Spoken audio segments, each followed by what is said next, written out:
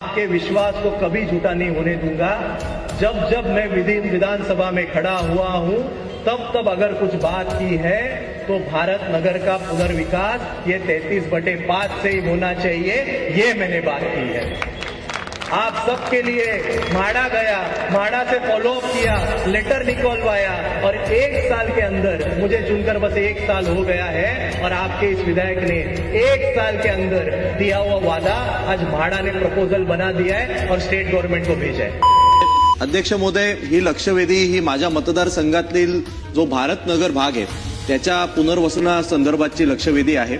अध्यक्ष महोदय, मी जेव्हापासून निवडून आलो त्या दिवसापासून प्रत्येक अधिवेशनामध्ये हा विषय मांडतोय की भारत नगरच्या स्थानिक रहिवाशांची मागणी आहे की त्यांचा पुनर्विकास हा म्हाडाच्या मार्फत व्हावा, कारण भारत नगर हा म्हाडाचा एक गॅझेटेड लेआउट आहे। असं असताना देखील काही कारणास्तव इतके वर्ष तो सगळा पुनर्वसन प्रकल्प रखडला होता, पण वारंवार मुख्यमंत्री महोदयांची भेट घेतली, अधिवेशनात मुद्दा मांडला आणि मी खास करून म्हाडाचे आभार मानू इच्छितो की गेल्या ऑगस्ट महिन्यामध्ये म्हाडानी या भारत नगरचा पुनर्विकास हा म्हाडा करायला तयार आहे असा एक अतिशय पॉझिटिव्ह रिपोर्ट हा महाराष्ट्र शासनाला पाठवला। पण अध्यक्ष महोदय, हा अहवाल साधारणतः 8 ऑगस्टला पाठवल्यानंतर आज जवळपास 6 महिने झाले। या गेल्या 6 महिन्यांमध्ये वारंवार मी मुख्यमंत्री महोदय असतील किंवा आपले गृहनिर्माण मंत्री असतील या सगळ्यांची भेट घेतली, त्यांना एवढीच विनंती केली की म्हाडाने जो अहवाल दिलाय त्याला आता केवळ शासनाची मान्यता द्यावी आणि भारत नगरचा पुनर्विकास हा 33/5 अंतर्गत करावा आणि लोकांना योग्य तो न्याय द्यावा। आणि मला म्हणून आज खरं म्हणजे लक्षवेधीच्या माध्यमातून मी एवढाच प्रश्न विचारणार होतो की ह्याला आता किती दिवस लागतील, पण उत्तरामध्ये असं लिहिलं गेलंय की आज आपली लक्षवेधी आणि 2 दिवसापूर्वी SRAने अहवाल पाठवलाय की हा पुनर्विकास आम्हाला करायचा आहे। मग अध्यक्ष महोदय, म्हणून माझ्या मनात एक दुसरा प्रश्न तयार झाला की SRAचा यामध्ये इंटरेस्ट काय आहे?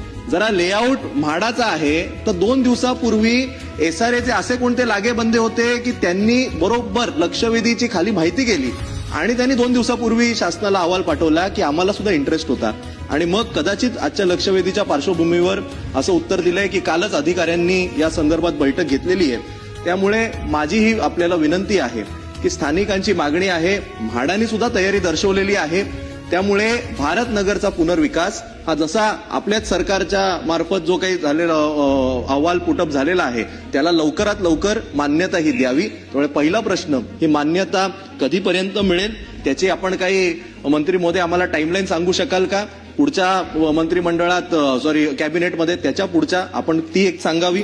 दुसरा एक माझा विषय की 2011च्या आधीचे जे काही झोपडीधारक आहेत या सगळ्यांना आपण प्रोटेक्ट करतो, त्यांच्याकडे कायदेशीर कागद असतील तर आपण जेव्हा म्हाडाच्या मार्फत हा पुनर्विकास करू, ज्या ज्या भारत नगरच्या नागरिकांकडे योग्य ते पुरावे असतील त्या सगळ्यांना सुद्धा आपण प्रोटेक्ट करणार का? आणि मग त्यांना आपण कसं त्यांचा पुनर्वसनामध्ये त्यांना सामावून घेणार, हा माझा दुसरा प्रश्न। आणि मला वाटतं त्यावर आपण जर उत्तर दिलं तर माझा एखादा उपप्रश्न असेल तुम्ही विचारेन। धन्यवाद। भारत नगर या ठिकाणच्या जागेचा विकास करणं, सन्मान्य अध्यक्ष महाराज, याच्यामध्ये म्हाडाचा अहवाल शासनाकडे प्राप्त झालेला आहे, तथापि जी मूळ जागा आहे त्या ठिकाणी पूर्वी 30-40 वर्षापूर्वी म्हाडाने काही लोकांना अलॉटमेंट केल्या, त्याप्रमाणे त्यांच्या ताब्यामध्ये त्या जागा आज आहेत।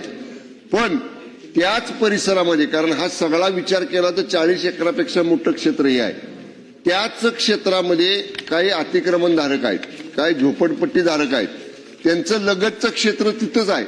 त्यामुळे ह्याचं व्हेरिफिकेशन होणं गरजेचं आहे। म्हाडाच्या रिपोर्टवरती सन्मान्य अध्यक्ष महाराज, राज्य सरकारला किंवा विभागाला मंत्रिमंडळापुढे जाण्यापूर्वी या 2 लोकांची विगतवारी, म्हणजे अतिक्रमणधारक किती आहेत, झोपडपट्टीधारक किती आहेत, कोणत्या तारखेपासूनचे आहेत, निर्धारित तारखेच्या अगोदरचे आहेत का नंतरचे आहेत, या सगळ्या विस्तृत माहिती एका बाजूला घेतली पाहिजे आणि मूळ ज्यांना म्हाडाने जागा दिलेल्या आहेत ते असे लोक किती आहेत। त्यामुळे हे जोपर्यंत सर्वे करत नाही आपण, त्यामुळे हा सर्वे मी आजच ब्रीफिंग घेताना सांगितलेला आहे, माननीय नगरविकास मंत्री तथा उपमुख्यमंत्री शिंदे साहेबांच्या निदर्शनाने ही गोष्ट आणून तातडीनं असा सर्वे आपण या ठिकाणी करू आणि सर्वे आल्यानंतर मग या रिपोर्टवर चर्चा करताना निश्चितपणे पुनर्विकास कसा करायचा या सर्वेच्या आधारे आपल्याला पुढचा निर्णय घेता येईल। आहे आपण व्हेरिफिकेशन हे केलंच पाहिजे, त्यामध्ये कुठलंही दुमत नाही. माझा प्रश्न फक्त एवढाच आहे की आपणच म्हणालात की तो म्हाडाचा लेआउट आहे, म्हाडाने तसा अहवाल सुद्धा सादर केलेला आहे, पण आता पुनर्वसन आणि पुनर्विकास हा म्हाडानी करायचा की एसआरएनी करायचा, एवढा आता हे फक्त कंटेन्शनचा विषय राहिलेला आहे. त्यामध्ये सुद्धा स्थानिकांची मागणी ही आहे की म्हाडानी करावा, 33/5 अंतर्गत करावा, कारण त्यांना जास्त मोठी घरं मिळतात, त्याच्यात फॅसिलिटीज जास्त मिळतात. आपण सगळे डॉक्युमेंट्स व्हेरीफाय करावे. माझी आपल्याला विनंती एवढीच आहे की याकरता आपण एक फास्ट ट्रॅक यंत्रणा लावावी, कारण आपण म्हणालात तसं गेले 40-50 वर्षांपासून हा सगळा त्यांचा विकासच रखडलाय, पुनर्विकास तर खूप पुढचा. त्यामुळे आता तिकडची सध्याची परिस्थिती ही अतिशय वाईट आहे, दयनीय आहे. लोकांची घरं तुटायला लागलेली आहेत. गेल्या अधिवेशनामध्ये 2 घरं या भारतनगरमध्ये पडली होती, तेव्हा मी औचित्याचा मुद्दा मांडलेला. माझी आपल्याला एवढीच विनंती आहे की आपण एक आम्हाला टाइमलाईन द्यावी की आपण 3 महिन्यामध्ये 4 महिन्यामध्ये या सगळ्याचं व्हेरिफिकेशन कराल. कोणाचे एसआरएचे किती लोकांचे कागदपत्र ही योग्य आहेत, अयोग्य आहेत, पात्र आहे, अपात्र आहेत, किती खरे म्हाडाचे धारक आहेत, या सगळ्याचं आपण व्हेरिफिकेशन करा.